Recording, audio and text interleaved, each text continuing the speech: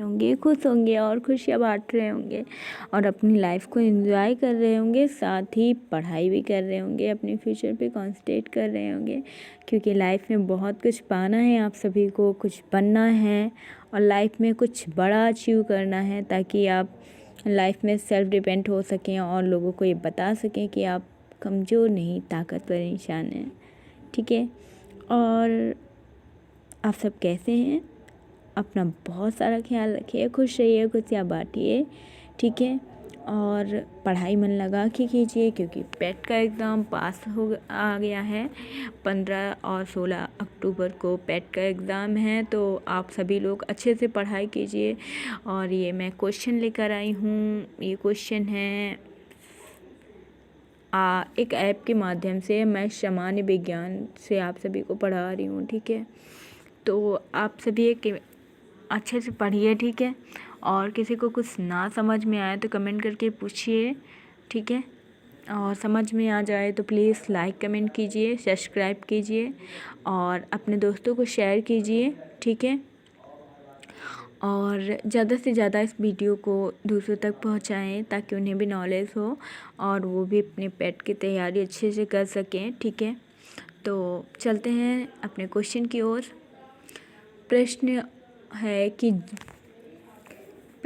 कि जीव तथा जंतु विज्ञान के जनक हैं। तो आप देख रहे हैं कि जीव और जंतु के विज्ञान के जनक अरस्तु को कहा जाता है। जीव विज्ञान शब्द का प्रयोग सर्वप्रथम किसने किया था? तो जैसे कि आप देख रहे हैं कि जीव विज्ञान शब्द का सर्वप्रथम प्रयोग लेमार्क ने किया था, जो कि फ्रांस के थे। ठीक है, एवं ट्रेविरनेस ने भी किया था। ये दो जीव वैज्ञानिक हैं, मतलब जिन्होंने सर्वप्रथम जीव विज्ञान शब्द का प्रयोग किया था सर्वप्रथम। ठीक है, तो ये जो लेमार्क थे ये फ्रांस के थे और ट्रेविरनेस थे ये जर्मनी से थे। ठीक है, जैव विकास को सर्वप्रथम समझाया था लेमार्क ने कि जैव विकास क्या होता है। ठीक है, इसके बारे में समझाया था लेमार्क ने। चिकित्सा शास्त्र का जनक किसे कहा जाता है? तो चिकित्सा शास्त्र का जनक कहा जाता है हिप्पोक्रेटस को चिकित्सा शास्त्र का जनक कहा जाता है। वनस्पति विज्ञान का जनक कौन है? तो वनस्पति विज्ञान का जनक है थियोफ्रेट्स। ठीक है, थियोफ्रेट्स वनस्पति विज्ञान का जनक है। रसायन विज्ञान का जनक किसे कहा जाता है? तो जैसा कि आप देख सकते हैं कि रसायन विज्ञान का जनक कहा जाता है लेवोजियर को रसायन विज्ञान का जनक कहा जाता है।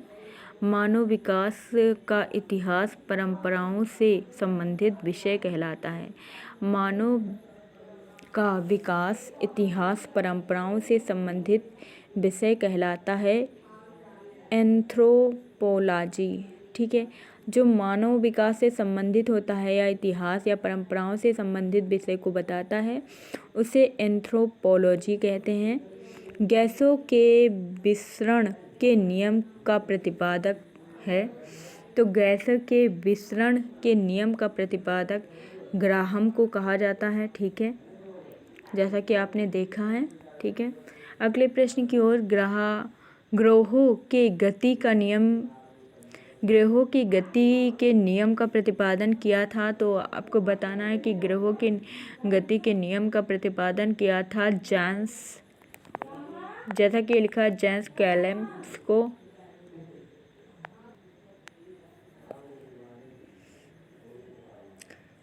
जेम्स कैम्पल को कहा जाता है। ठीक है, कैम्पलर को कहा जाता है। ग्रहों की गति के नियम का प्रतिपादन किया था। E बराबर mc और क्यूब का समीकरण दिया था। ये समीकरण दिया था आइंस्टीन ने। ठीक है, जड़त्व के नियम की खोज किसने की थी? तो जड़त्व के नियम की खोज की थी गैलीलियो ने। याद रखिएगा कि गैलीलियो ने जड़त्व के नियम की खोज की थी। ठीक है, ये बहुत पूछा जाता है। ये सारे क्वेश्चन बहुत ही इम्पॉर्टेंट हैं। ठीक है, मस्ट इम्पॉर्टेंट में आते हैं, तो आप सभी इनको बहुत अच्छे से याद कर लीजिएगा। ठीक है, गुरुत्वाकर्षण के नियम के प्रतिपादक हैं, तो गुरुत्वाकर्षण के नियम के प्रतिपादक कौन हैं? तो ये है न्यूटन। प्राकृतिक विवरण सिद्धांत का प्रतिपादक है, तो ये डार्विन है, जिन्होंने प्राकृतिक सिद्धांत के प्रतिपादन का नियम पारित किया था। ठीक है, परिवर्तन का सिद्धांत दिया था ग्यूगो डी ब्रीज ने। ठीक है, नेचुरल सिलेक्शन का सिद्धांत दिया, तो नेचुरल सिलिकॉन का सिद्धांत दिया था डार्विन ने। ठीक है, डार्विन ने नेचुरल सिद्धांत का सिलिकॉन दिया था। विकास के सिद्धांत के प्रतिपादक हैं, तो विकास के सिद्धांत के प्रतिपादक हैं चार्ल्स डार्विन ने विकास के सिद्धांत का प्रतिपादन किया था।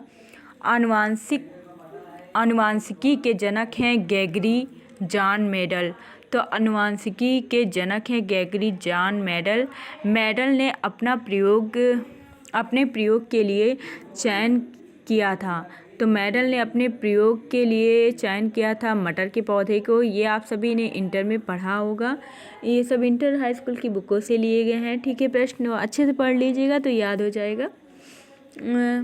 ठीक है, मटर के पौधों पे मेंडल ने प्रयोग किया था। ठीक है, आनुवंशिकता के विज्ञान को आनुवंशिकी कहा था। आनुवंशिकता के विज्ञान को आनुवंशिकी कहा था, ये कहा था डेब्यू वाटसन ने। ठीक है, डेब्यू वाटसन ने कहा था आनुवंशिकता के विज्ञान को आनुवंशिकी कहा था। ठीक है, आनुवंशिकी उत्परिवर्तन होता है, तो आनुवंशिकी उत्परिवर्तन होता है क्रोमोसोम में। ठीक है, तो आनुवंशिकी उत्परिवर्तन होता है क्रोमोसोम में। सर्वप्रथम जीन शब्द का प्रयोग किसने किया था? तो आप सभी को याद रखना है कि सर्वप्रथम जीन का शब्द का प्रयोग किया था जोहानसन ने। ठीक है, जोहानसन ने सर्वप्रथम जीन शब्द का प्रयोग किया था। जीन अवस्थिति होते हैं, तो जीन अवस्थिति होते हैं गुणसूत्रों में। ये बहुत अच्छे से याद रखिएगा, ये सब विज्ञान से क्वेश्चन हैं, तो आप सभी को आराम से याद हो जाएंगे और हर पेपर को आपको क्रैक करने में बहुत अच्छे से आसानी से काम देंगे। ठीक है, एक जीन एक एंजाइम सिद्धांत को प्रतिपादित किया था, तो एक जीन और एक एंजाइम सिद्धांत को प्रतिपादित किया था मेंडल एवं टैंटम ने। ठीक है, याद रखिएगा, मेंडल और टैंटन ने प्रतिपादित किया था एंजाइम सिद्धांत को। ठीक है, खून का रंग अब लाल क्यों होता है? तो आप सभी को पता है कि खून का रंग लाल होता है हीमोग्लोबिन के कारण। हीमोग्लोबिन में पाया जाने वाला तत्व क्या होता है? तो हीमोग्लोबिन में पाया जाने वाला तत्व लोहा होता है। हीमोग्लोबिन यौगिक है, तो ये प्रोटीन का यौगिक है। ठीक है, आपसे हीमोग्लोबिन से तीनों क्वेश्चन याद रखने हैं कि एक हीमोग्लोबिन खून का रंग लाल क्यों होता है? तो हीमोग्लोबिन के कारण। हीमोग्लोबिन पाया कहाँ जाता है? लोहा में। हीमोग्लोबिन यौगिक किसका है? तो ये प्रोटीन का। ठीक है, तो ये सभी अच्छे से याद रखिएगा आप सभी। खून थक्का नहीं जमता, तो खून का थक्का नहीं जमता है हीमोफीलिया रोग में। हीमोफीलिया रोग में खून का थक्का नहीं जमता है, और ये किस विटामिन की कमी से होता है? तो ये विटामिन के की कमी से होता है, ये भी आपको याद रखना है। ठीक है, शरीर के अंदर रक्त को जमने से रोकता है, तो यह है हिपेरिन नामक प्रोटीन जो होता है, ये शरीर में के अंदर रक्त को जमने से रोकता है। हिपेरिनी नामक प्रोटीन का उत्पादक है, तो ये यकृत द्वारा होता है। ठीक है, रक्त का अध्ययन कहलाता है हेमाटोलॉजी। ठीक है, तो आप सभी अच्छे से ये सब पढ़ लीजिएगा, याद कर लीजिएगा। ठीक है, और जिसने भी अभी तक मेरे चैनल को सब्सक्राइब नहीं किया, प्लीज़ मेरे चैनल को लाइक करें, सब्सक्राइब करें और सभी अपने दोस्तों को शेयर करना बिल्कुल मत भूलें। और हाँ, जिसने भी क्वेश्चन का आंसर पहले से पता था वो कमेंट करके ज़रूर बताएं। मुझे लगता है 99% बच्चों को इन प्रश्नों के उत्तर नहीं पता रहे होंगे, तो जिनको पता थे वो कमेंट करके बताएं, जिन्हें नहीं पता थे वो भी कमेंट करके बताएं।